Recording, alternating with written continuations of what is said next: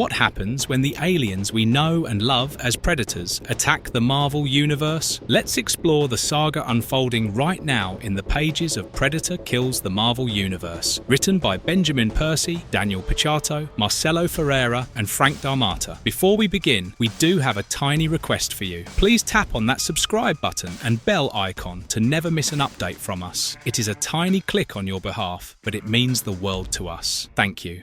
The story so far, the Yautja King has enlisted the help of Kraven the Hunter to lay claim on Earth, and his kill list includes all our beloved heroes. After Kraven slaughtered the Guardians of the Galaxy, he led the Predators to take on the Fantastic Four, who were on a research mission on the moon. Reed's hand was cut off, Johnny strangled, the Thing left to float and eventually die in space, and Sue Storm was the only one to survive it all. Kraven knew that together, the superheroes of Earth would protect it, so the only way to kill them was if they were attacked in a blitz. He uses Star-Lord's voice to get spaceship docking permission in New York and begins a mass murder spree. First on the list was Magneto, pulled from Another Man vs. Mutant debate with Charles X. Xavier. The rest of the mutants quickly followed, and so did Captain America, Black Widow, and Hawkeye. Kraven baited the Hulk by throwing Cap's bloody shield into Bruce Banner's lab. He then killed the Hulk using the Vibranium Hulkbuster, which drained gamma energy from Banner, leaving him vulnerable against Kraven's axe. Wolverine arrived at the X mansion to see his family and home burning. Before he processed the pain, the Yautja Prince Graveyard attacked him, hoping to get his adamantium skeleton as a trophy. Nightcrawler, perhaps the only survivor, joined Logan. Meanwhile, the Yautja King had released drones targeting the satellites, communication systems, infrastructure, defense, and power repositories of Earth. We also learnt that Dr. Cornelius, a researcher and scientist at the Weapon Plus facility in Virginia, had captured and tamed a predator that would obey his every wish and whim. If not in him, then hope lies in our surviving heroes: Sue Storm, Peter Parker, Tony Stark, Wolverine, and Nightcrawler.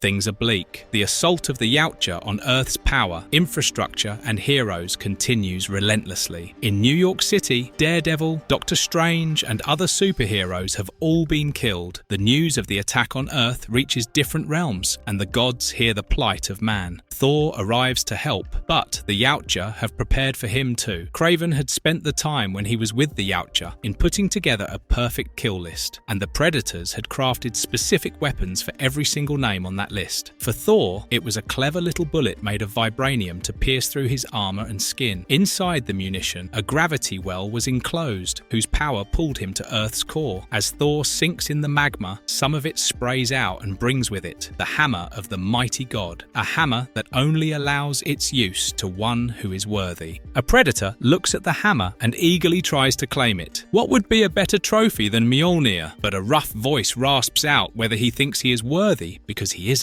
It is none other than Wolverine, now in fighting gear. As Wolverine takes down the alien, his companion Nightcrawler asks the plan. But with Wolverine, there is always only one plan: take him down, and take him down quick. He kills another alien tormenting two cops in a car, but is quickly caught in a net. Nightcrawler frees him from the net but is left weak. Though they can't see their assailants, Wolverine is able to smell them nearby. So he spits out his blood-soaked saliva, and as it lands on Graveyard, he attacks. Graveyard is not to be taken lightly, and he makes it known by driving his weapon through Wolverine. But their fight will have to wait, as Spidey had decided he'd seen enough and had whipped the mutants away with his webbing.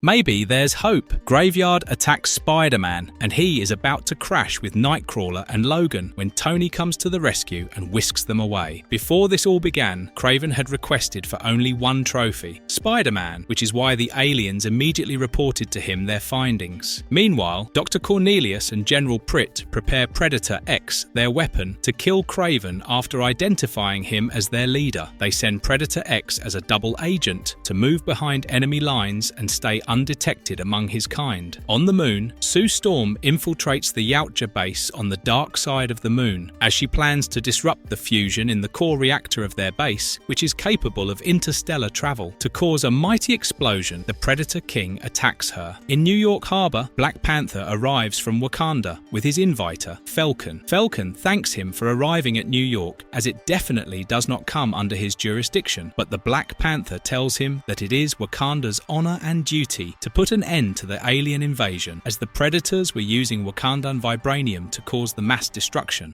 Verdict? Well, that sure ended in a blink. This comic series sure has some short issues. With T'Challa in New York, things are sure to start looking up. Tony Stark will put together a neat group of surviving superheroes and launch an attack so tough that the Predators think thrice before even passing by our galaxy. Sue Storm might be the powerhouse that no one knows about, as she can put an end to things by simply razing the Yautja home base and murdering the Yautja king. What are your predictions for the next issue? Let us know in the comments below, and if you liked the video, tap on that thumbs up. We will soon be back with more awesome stuff, and until then, take care and goodbye.